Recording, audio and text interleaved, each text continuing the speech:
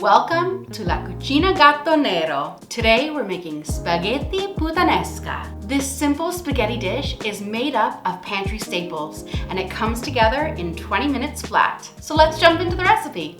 See the description below for a list of ingredients. First things first, let's get a big pot of water on to boil. Crush 4 cloves of garlic and chop roughly 160 grams of black olives that have been pitted.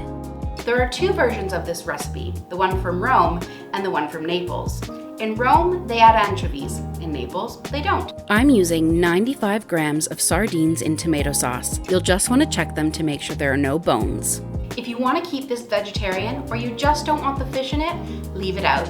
Just add a little bit of tomato paste in its place. To a large sauté pan, add a 1/4 cup of good quality olive oil and just let it start to heat up a little bit. To the oil, add your chopped garlic. Stir it around until it becomes fragrant, about 20 seconds. And now's the time to add in your fish. Drop in about 60 grams of capers. I like to make sure mine are rinsed before they go into the pan. And now our olives.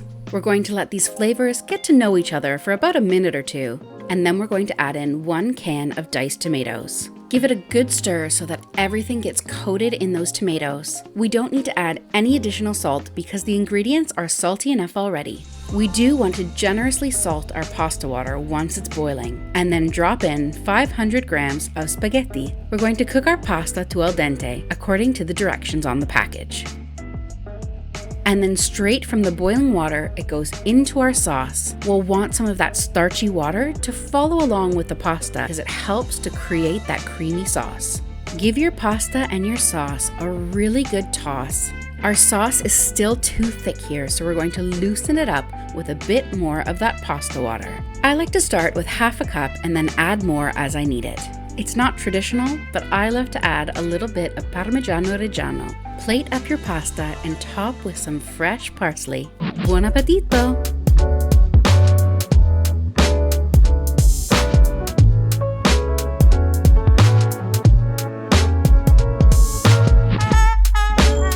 If you love pasta, check out this recipe here and hit that subscribe button down there for more upcoming videos. Make sure you leave us a comment down below with your favorite pasta and give us a big thumbs up. See you next time!